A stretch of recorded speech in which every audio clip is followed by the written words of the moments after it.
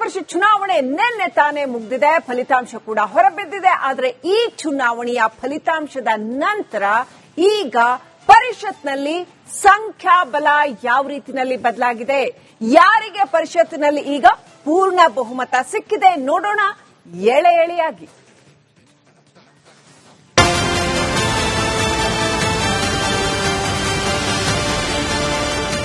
ವಿಧಾನ ಪರಿಷತ್ನ 7 ಸ್ಥಾನಗಳಿಗೆ ನಡೆದಂತ ಚುನಾವಣೆಯ ಫಲಿತಾಂಶ ಹೊರಬಿದ್ದಿದೆ. ಕಾಂಗ್ರೆಸ್ ಪಕ್ಷದ 5 ಅಭ್ಯರ್ಥಿಗಳು ಗೆದ್ದಿದ್ದಾರೆ.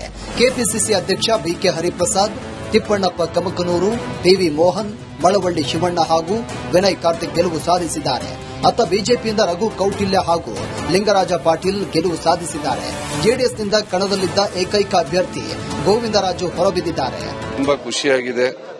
ನಮಗೆ ಇಷ್ಟು ವೋಟ್ ಬರುತ್ತೆ ಅಂತ ನಾವು ಅನ್ಕೊಂಡಿರ್ಲಿಲ್ಲ. ಬಂದಿದೆ, ನಮ್ಗೆ ನಿಜವಾಗ್ಲೂ ಸಂತೋಷ ತಂದಿದೆ. ನನಗೆ ಪ್ರತಿ ಬಾರಿ ಚುನಾವಣೆ ಅಂತ ಬಂದಾಗ ವಿನಯ್ ಕಾರ್ತಿಕ್ ಅವರ ಹೆಸರು ಬರ್ತಾ ಇತ್ತು, ಕೊನೆ ಹಂತದಲ್ಲಿ ಕೈ ಬಿಡ್ತಾ ಇತ್ತು. ಈಗ ಹೆಸರು ಬಂದಿದೆ, ಅಭ್ಯರ್ಥಿಯಾಗಿದ್ದೀರಿ, ವಿಧಾನ ಪರಿಷತ್ನ ಸದಸ್ಯರಾಗಿದ್ದೀರಿ. ಸೊ ಇದ್ರ ಬಗ್ಗೆ ಮಾತನಾಡೋದಾದ್ರೆ ಹೆಸರು ಬರ್ತಾ ಇತ್ತು. ಈ ಸಲ ನಮ್ಮ ವರಿಷ್ಠರು ಡಿಸೈಡ್ ಮಾಡ್ಬಿಟ್ಟು ನಾನು ಟಿಕೆಟ್ ಕೊಟ್ಟರು, ನಿನ್ ನಾಮಿನೇಷನ್ ಫೈಲ್ ಮಾಡಿದೆ. ಇವತ್ತು ಇಷ್ಟು ಲೀಡಲ್ಲಿ ಗೆದ್ದಿದ್ದೀನಿ. ತುಂಬಾ ಸಂತೋಷ ಆಗಿದೆ.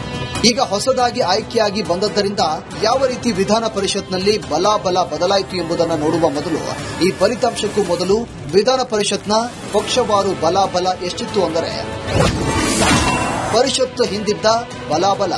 ವಿಧಾನ ಪರಿಷತ್ತಿಗೆ ಹೊಸದಾಗಿ ಈ 7 ಸದಸ್ಯರು ಆಯ್ಕೆಯಾಗುವ ಮೊದಲು ಕಾಂಗ್ರೆಸ್ ಪಕ್ಷದ 37 ಸದಸ್ಯರಿದ್ದರು. ಬಿಜೆಪಿಯ 29 ಸದಸ್ಯರು ಹಾಗೂ ಜೆಡಿಎಸ್ನ 7 ಎಂಎಲ್ಸಿಗಳು ಇದ್ದರು. ಬಿಜೆಪಿ ಹಾಗೂ ಜೆಡಿಎಸ್ ಸಂಖ್ಯೆ ಒಗ್ಗೂಡಿಸಿದರೆ ಎನ್ಡಿಎ ಬಲ 36. ಜೊತೆಗೆ ಪಕ್ಷೇತರ ಸದಸ್ಯರ ಬಲವೂ ಸೇರಿದರೆ ಆಡಳಿತ ಪಕ್ಷದ ವಿರುದ್ಧವೂ 37 ಸದಸ್ಯರ ಬಲವಿದೆ.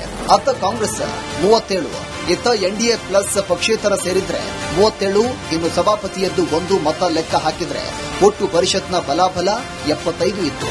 ಪರಿಷತ್ತಿನ ಬಲಾಬಲ ಹೀಗಿದ್ದಾಗ ಸಹಜವಾಗಿ ಕಾಂಗ್ರೆಸ್ ಸರ್ಕಾರ ತನ್ನ ಎಲ್ಲಾ ವಿಧೇಯಕಗಳನ್ನು ಅಂಗೀಕಾರ ಪಡೆದುಕೊಳ್ಳುವ ಸ್ಥಿತಿಯಲ್ಲಿ ಇರಲಿಲ್ಲ. ಹಿಂದೆ ಸ್ವತಃ ಡಿಸಿಎಂ ಆಗಿದ್ದ ಡಿಕೆ ಶಿವಕುಮಾರ್ ಅವರೇ ತಮ್ಮ ವಿಧೇಯಕವನ್ನ ಪರಿಷತ್ನಲ್ಲಿ ಅಂಗೀಕಾರ ಪಡೆದುಕೊಳ್ಳಲಾಗದೆ ವಿಧಾನಸಭೆಗೆ ಮತ್ತೆ ತೆಗೆದುಕೊಂಡು ಹೋಗಬೇಕಾದ ಪರಿಸ್ಥಿತಿ ಬಂದೊದಗಿತ್ತು. ಈ ಹಿಂದೆ ವಿಧಾನ ಪರಿಷತ್ನಲ್ಲಿದ್ದ ಸ್ಥಾನಗಳ ಪೈಕಿ ಕಾಂಗ್ರೆಸ್ ಪಕ್ಷದ 2 ಸ್ಥಾನಗಳು ಖಾಲಿಯಾಗಿದ್ದರೆ 5 ಸ್ಥಾನಗಳು ಹೊಸದಾಗಿ ತುಂಬಿವೆ. ಇತ್ತ ಬಿಜೆಪಿಯ 4 ಸ್ಥಾನಗಳು ಖಾಲಿಯಾಗಿದ್ದು ಹೊಸದಾಗಿ 2 ಬಿಜೆಪಿಯಿಂದ ಎಂಎಲ್ಸಿಯಾಗಿ ಆಯ್ಕೆಯಾಗಿದ್ದಾರೆ ಹಾಗೂ ಜೆಡಿಎಸ್ನ 1 ಸ್ಥಾನ ಖಾಲಿಯಾಗ್ತಾ ಇದ್ದು ಗೋವಿಂದರಾಜು ಮತ್ತೆ ಎಂಎಲ್ಸಿ ಆಗಲು ವಿಫಲರಾಗಿದ್ದರಿಂದ ಜೆಡಿಎಸ್ಗೆ 1 ಸ್ಥಾನ ಮೈನಸ್ ಆಗಿದೆ. ಹೀಗಾಗಿ ಈಗ ಪರಿಷತ್ತಿನ ಪಕ್ಷವಾರು ಬಲಾಬಲ ಯಾವ ರೀತಿ ಬದಲಾಗಿದೆ ಅಂದರೆ, ಪರಿಷತ್ ಬಲಾಬಲ ಕಾಂಗ್ರೆಸ್ ಪಕ್ಷದ ಈಗಿರುವಂತಹ 37 ಸದಸ್ಯರ ಪೈಕಿ 2 ಸ್ಥಾನ ಖಾಲಿಯಾದರೂ ಮತ್ತೆ 5 ಸ್ಥಾನ ಗೆದ್ದಿದ್ದರಿಂದ ಈಗ ಕಾಂಗ್ರೆಸ್ ಪಕ್ಷದ ಬಲ 40ಕ್ಕೆ ಏರಿಕೆಯಾಗಿದೆ. ಇನ್ನು ಬಿಜೆಪಿಯ ಈಗಿರುವಂತಹ 29 ಸ್ಥಾನಗಳ ಪೈಕಿ 4 ಸ್ಥಾನಗಳು ಖಾಲಿಯಾಗಿದ್ದು ಹೊಸದಾಗಿ ಮತ್ತೆ 2 ಸ್ಥಾನ ಈಗ ಗೆದ್ದಿದ್ದಾರೆ. ಹೀಗಾಗಿ ಈಗ ಬಿಜೆಪಿಯ ಬಲ 27 ಆಗಿದೆ. ಹೀಗೆ ಇಂದಿನ ಚುನಾವಣೆಯಲ್ಲಿ ಕಾಂಗ್ರೆಸ್ 5 ಹಾಗೂ ಬಿಜೆಪಿ 2 ಸ್ಥಾನ ಗೆದ್ದಿದ್ದು ಜೆಡಿಎಸ್ಗೆ ಯಾವುದೇ ಸ್ಥಾನ ಗೆಲ್ಲಲು ಸಾಧ್ಯ ಆಗಿಲ್ಲ. ಹೀಗಾಗಿ ಜೆಡಿಎಸ್ ಬಲ 6 ಸ್ಥಾನಕ್ಕೆ ಇಳಿದಿದೆ. ಇನ್ನು ಪಕ್ಷೇತರ 1 ಸ್ಥಾನ ಹಾಗೂ ಸಭಾಪತಿ 1 ಸ್ಥಾನ ಮೊದಲೇ ಇದೆ. ಇದನ್ನು ಲೆಕ್ಕ ಹಾಕಿದರೆ ಒಟ್ಟು 75 ಸ್ಥಾನಗಳಾಗುತ್ತವೆ.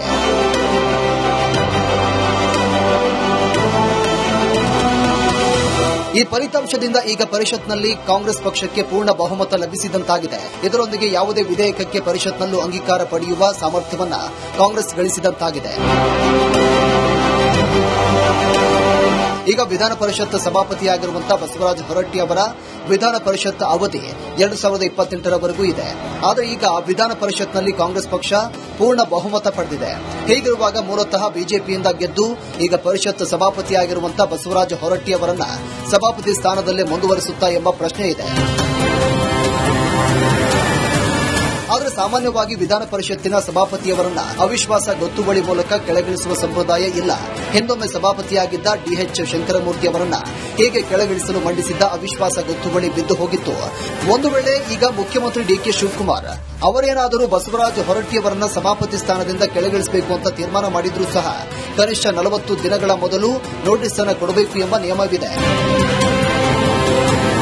ಹೀಗಾಗಿ ಮುಂದಿನ ವಿಧಾನಮಂಡಲದ ಅಧಿವೇಶನದಲ್ಲೇ ಬಸವರಾಜ ಹೊರಟ್ಟಿಯವರನ್ನ ಸಭಾಪತಿ ಸ್ಥಾನದಿಂದ ಕೆಳಗಿಳಿಸುವ ಸಾಧ್ಯತೆ ಬಹುತೇಕ ಇಲ್ಲ. ಆದರೆ ಮುಖ್ಯಮಂತ್ರಿ ಡಿಕೆ ಶಿವಕುಮಾರ್ ಮುಂದಿನ ದಿನಗಳಲ್ಲಿ ಅಂತಹ ತೀರ್ಮಾನ ಮಾಡಿದ್ದೇ ಆದರೆ ಆಗ ಸಿದ್ದರಾಮಯ್ಯನವರು ಸೇರಿದಂತೆ ಕಾಂಗ್ರೆಸ್ ಪಕ್ಷ ಯಾವ ತೀರ್ಮಾನ ಮಾಡುತ್ತೆ ಅನ್ನೋದನ್ನ ಆಧರಿಸಿ ಸಭಾಪತಿ ಸ್ಥಾನದ ಭವಿಷ್ಯ ನಿರ್ಧಾರ ಆಗಲಿದೆ. ಮುಂದೆ ಕಾಂಗ್ರೆಸ್ ಸರ್ಕಾರ ಏನು ಮಾಡುತ್ತೆ? ಬಸವರಾಜ ಹೊರಟ್ಟಿ ಅವರನ್ನೇ ಸಭಾಪತಿಯಾಗಿ ಮುಂದುವರಿಸುತ್ತಾ ಅಥವಾ ಸಂಖ್ಯಾಬಲವನ್ನೇ ಆಧಾರ ಮಾಡಿಕೊಂಡು ಕೆಳಗಿಳಿಸುತ್ತಾ ಅನ್ನೋ ಪ್ರಶ್ನೆ ಮುಂದಿನ ದಿನಗಳಲ್ಲಿ ಚರ್ಚೆಯ ಕೇಂದ್ರ ಬಿಂದುವಾಗುವುದು ನಿಶ್ಚಿತ. ರಿಪಬ್ಲಿಕ್ ಕನ್ನಡ, ಬೆಂಗಳೂರು.